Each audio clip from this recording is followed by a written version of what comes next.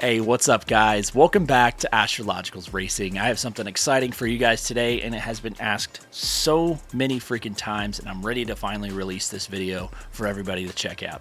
This is finally, and I finally got around to doing it, I rebuilt this entire roof out of 1/4-inch ABS plastic. No, wasn't necessarily cheap, but it was the right way to do it. And now, if I have to move or if I have to remove it, I'm not going to have to worry about it breaking on me. This is extremely solid and probably the best option that you could probably go with if you're going to construct a roof the right way. Previously, as you guys know, I had some Office Depot black display board, which was good. It was just good, and we'll leave it at that for about a year until humidity and the sheer weight of the Philips Hue system began to just weigh in on this entire experience, and then it just slowly began to just sag. And with that, a lot of the structural integrity was gone. So as we go through this build here, we're going to talk about how everything was constructed, how is it basically an exact replication of the last build. So the first thing I did was I went on Amazon and I found this company and I started looking for ABS plastic, and I didn't know really what type of material at first I was going to build it out of, but I knew for a fact that I had to build it out of something structurally that was going to give me rigidity, right? Because the whole foam board display, that was just not the route to go. I even tried some advertisement plastic sheets that were an 1/8 inch thick, and I actually have that currently on my side flooring, which will be another video which I need to reconstruct as well. So this is all going to give you guys really cool insight, because I'm at that time where I have to reconstruct a lot of things, because over the course of time they just begin to deteriorate.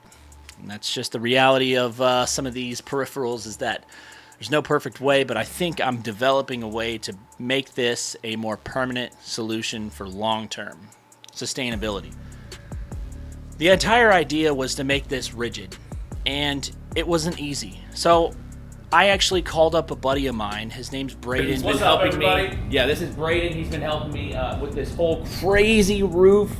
We have it on the ground right here, but as you guys saw earlier, we have been doing the cutout. We are basically doing an exact replication of what we were doing on the previous build over here, and just making this out of 1/4-inch. I think it's ABS plastic, and then the interior and then the lightings, everything's been cut out.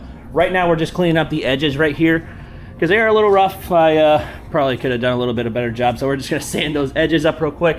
But here's Braden. He's actually been helping me throughout this entire process. Braden, tell them a little bit about yourself, how you've been helping out, and a little bit about your background too. Hey everybody, so my name's Braden. I do hobbying for computers, and I do a lot of side work. I'm actually an HVAC engineer at a facility here in Southwest Florida. But Dan came and met with me. I helped him out with his computers and some of his different technical stuff. And so I joined in, and I've got a lot of tools at my house, and we're gonna be sanding this out. We're gonna do some epoxy, putting some of the different things together. And then I build custom PCs on the side. That's my hobby. I have what's called Braden Cyber Forge, and Dan posted it on his page, where I build custom from the ground up PCs. So that's how I'm involved in this process. It's been a lot of fun. We're doing some really cool stuff. We're going to try to get this roof finished today and hopefully installed here shortly with the different things. We're going to do some quick setting plastic to plastic epoxy for mounting the different things. That way we don't have any screws protruding through. We don't have to grind down any metal stuff, and that way he's got all the strength and durability he's going to need from this nice thick 1/4-inch plastic. So this is going to be a really fun project and really look good when it's all cleaned up and when it's all nice at the end. If you haven't checked out Braden, he's a guru at all this. Young, ambitious kid, and just always out there. He's always busy. But the biggest thing is he was willing to help me construct this entire roof system, which I was so grateful for, because I wanted to bring this vision to life. Now, I'm pretty handy with my hands and tools and stuff like that, but not as handy as Braden was during this process. So I ordered the sheets, and we were actually able to cut everything to spec from the previous design, including, now I cut all of the base layers out. Got the roof progression going in. So these are all PVC panels. Very, very tough. So I flipped these upside down. This is a shiny portion. And I ran black Gorilla Tape down the middle. And what I'm gonna do right here, I'm gonna mend the two together, this black pellet plastic welder, straight down the middle. Let that sit for 15-20 minutes, and then we're going to begin drawing everything out and then cutting everything to size. Okay, so here's what I have so far. This is the roof progression. Now this is the underside of it, and again, this is where the micro suede material is all going to be covered, so this is not going to look pretty right now. This is really just the meat and potatoes of how everything is constructed. So for structural integrity, we took some extra pieces here. I might put an extra one right here, potentially right here in the center for another piece. But the most important thing that I did was cut holes for the Philips Hue, which is these guys. These Philips Hue play bars will sit snug down inside of here perfectly so that it's shining towards how it was in its original state inside the rig. So all of these will be strategically placed. So we got the two cut down the center. We have the left side over there, the right side over here. And then of course, we'll get the next portion will be to build this up 15 inches. So this is the bottom side so that this can actually sit like this, wrap around on top of the triple monitor stand, and then we can actually put everything together. Which was the top of the system here. I was able to measure everything out, get the angles right and correct. So that was the easy part. And then it was actually building it up off of the actual monitors in the back. And that wasn't so easy. So Braden helped me with that. We actually, with those ones inside of the back that went up behind the monitors, I actually used 6 different brackets that I got from Home Depot. They're these black brackets, and I used stainless steel screws to actually reinforce the tops and the sides. So that seemed to be the best solution. So once I got the backs built up, I was actually then able to cut out the holes for the Philips Hue lights.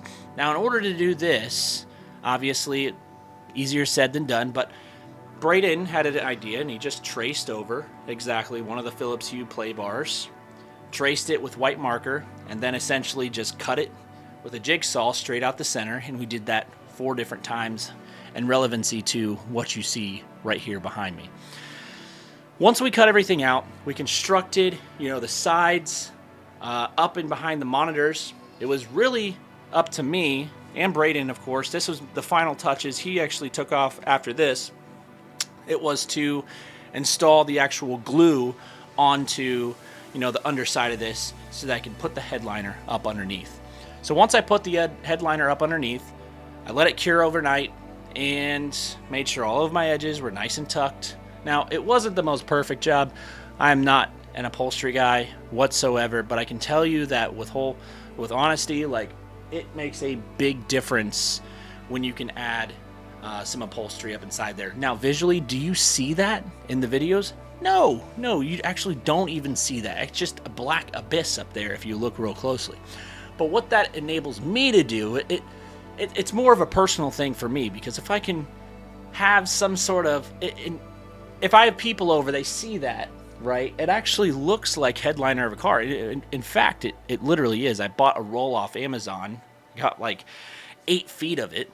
I have quite a bit left over, so I'm probably going to end up doing the top side of this as well, which it's not a bad idea, But we're going to go over the top of this real quick, and as you can see from the top of the rig here, this is like the skeleton, and I wanted to leave this bare before I decided to wrap it up with Alcantara, so you can see all of the bracing, all of the extensive little structural portions that Braden helped me construct inside of all of this, and it was just quite the journey in the process to make sure that everything was rigid and structurally sound before we put all this together. But this was one of my favorite projects for the rig, safe and sound knowing. And the hard part, and I wish I recorded this, was bringing it in from the garage, because I will say, and this is no exaggeration, this thing is pretty heavy.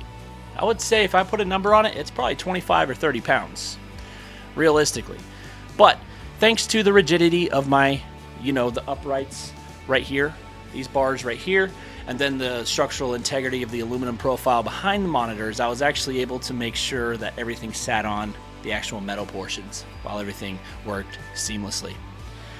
That's pretty much going to conclude everything. If you guys have any questions about this rig build or even outside of the build in general, drop a comment below. Reach out to me on Facebook, Instagram.